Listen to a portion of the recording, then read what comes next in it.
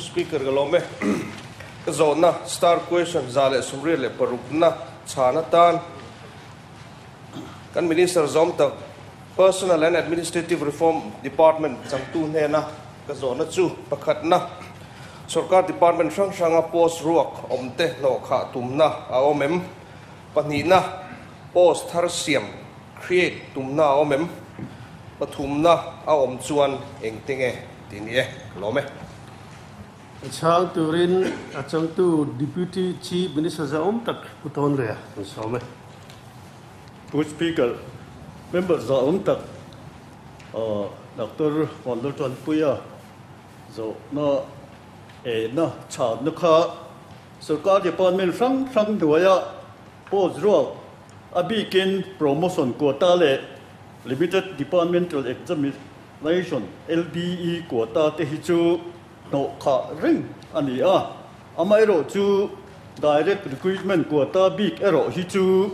sarkar shumle pai din munle department in anmo na thli chung zelin atul ang zela no kha thin ani bina achan na tun moya chon poster siam create tumna a khan lova amai ro chu department in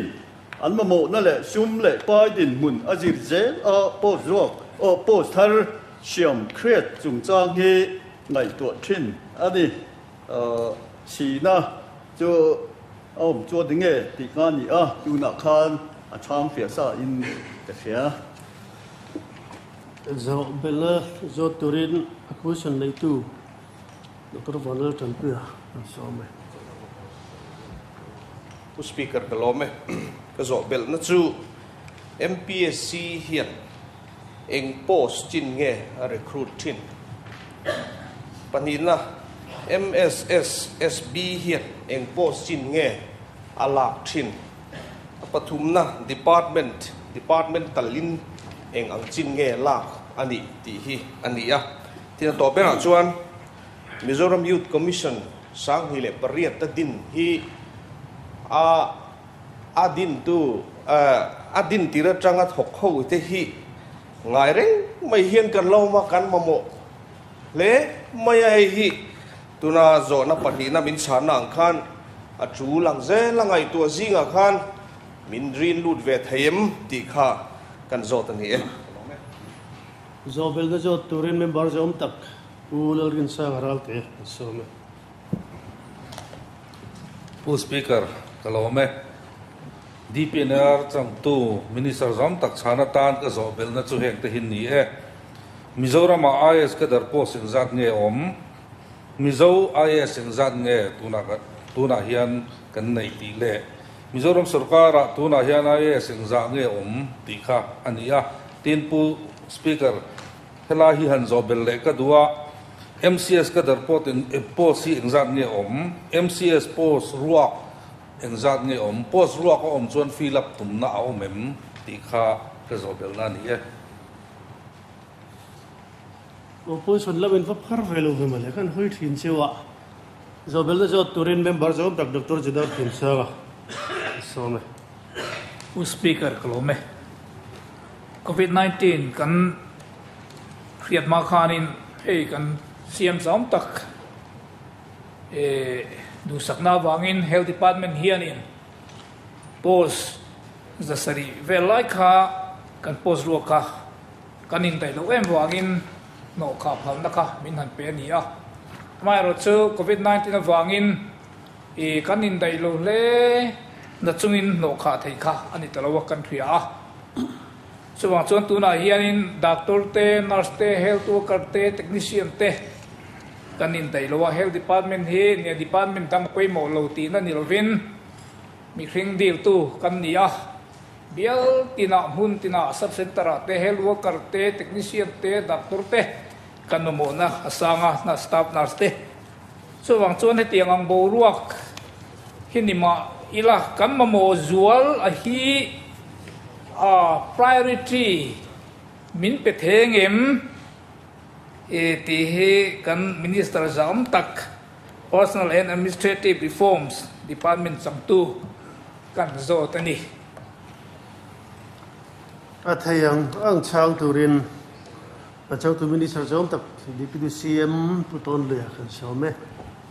Good speaker. Zo bel na kha om nia la ka kim ma ge mo. Po ni se lagen thei ang gen kan chang ge. Mizoram a hian IS card post kan ti Mizoram segment hian in po som thum le pat ni hi IS chan pol ani a. Chuan tu na hian in serving a thok lai hi som ni le pat ni IS kan nei tin MCS gather post he zadi le som thum le pali kan nei serving hi da som re le paruk kan nei tin deputation hian som ni som thum hi ti hian akal reng boka MCS he kalin dai lo le maya tu na hian MCS hian vakan post hi kan chu dan hi chuan che chu hara som ria ta tang som ko bor bel hi MCS he tiang vakan hi om chho ani ti chuan hemi IS le MCS kar post hi he tiang hian om ma sela anin kal pol chin om lo thei lova IS te kha kan nei dai ngai lova MCS le egombo senior tang khan ti khan kan adjustment kan siam thi tuna hian IS hi kan senior mizo panga te tun February that to pa hian an retire chu an do kho ne turin home ministry mizo officer khami kai sang thei tu te kan the lut thame ka chu mizo te kai san ne tu pi của tai ti ba yang kan chan bo kha chu te chuan kan bo zui me ka tin MCS kan ti hey combined service exemption kan ti chu ta chuanin tu na hianin kan theng tokin ma kan la tu na hian po som ni le pariat combined examination hian MCS pariat MPS pariat tin finance service ti bang toy zongin pariat MIS information pali som ni le pariat hi tu na hian MPSC hian advertisement an chua kumina hian exam to make ania chu tiang chon kan post ro ka ten to kho na tur chuan sarkarin atulang angin khalama khan ma alani tia kha kan soidu tin post ro no kha hi pu speaker kan chan na khan achiang khop maya sarkarin atong apui chuan ti hian oma piang kha kan no khatin kan ten ni lawa amai ro chu department in aron proposal DPR local finance de ta CM approval kan la ki chuan engpo hi kan no khat so zar mai promotion ten limited departmental examination kan ti an ma di khat yang khan ten direct tak khachu yang khan kan sum din hunin azirang zel khan restriction kan nei ani ten recruitment chungchang hian MPSC in a khoi tu chin engza nge ti khachu he hi chu group A le group B gazetted chin da kha MPSC hian recruitment an ti ten kan siam tharta Mizoram Subordinate Service Selection Board to na function kan make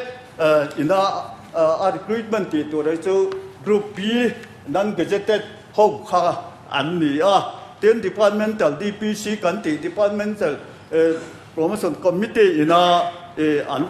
lak tur anga tuna siam hi chu group C le D te an ni chu tem chuan kan thei to pen kan dan te zom chungin le kan sum din mun te em chungin tuna hian recruitment po kha directin tam tak ti ani tho tin promotion phei chuan mi promotion kha han brok kha fe khop maya chu wang chuan promotion po hianin mi phui po swila phi chu akal chho reng ani tia kha kan chan na ni selangin mania khan ka oinap na khan toy ten ka se buin ne he kan information kan soi bel le lo ko nga tu na hen Mizoram सरकार तक सन सन पोस्ट कर नहीं ही जो अवाइन सिंगली सांगली जंगा अनिया सुता चुआन regular singly सांगले जरुक सोंगा पली तीन कॉन्ट्रैक्ट हियन जथुम सोम पसरे provisional employee kan ti zakwa sompo pathum ti chuan vakan post tuna kan nei lai me ka hi singkat sangli zanga somthum paruk ani a chumi chu kan chan na a khan kan mo ang zelin direct point recruitment hi chu kan ti a mai ro chu anol puya kan mo nga piang kha ti ero chu kan sum din munin atlim si lo bangin kan la ti lo ni ti kha kan chan na li selangin te a chang ti khang ka chang ke mem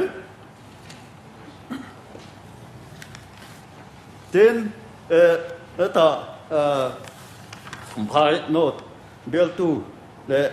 ta kan zo na ni tu po khan an ron soi ve ve lên ka fia a ma le department a thọ ruột te abik takin priority pekin recruitment hi kan ti thei don lo mi ti pau kha pathian zara dam te in kan omanga kan covid bo rok po aji om ta budget se thon te kan ne financial year khara chuan ta dpn ar lo matang te bun rotna proposal department sang sanga kan bu tu na tring khom rui te po hi zoi in tiang hiang finance te ten cma approval tu ten ti hian ti hi chu kan tuma chu po chu a chan na dik tak ber a kha chu kan sin dum chum din hunin azir hi chuan kan ma mo na hi chuan direct recruitment po hi ti char kha sarkarin akal phung ani ti a kha kan sai du ani kha khan ka chang kim nuốt cho cả phía speaker hello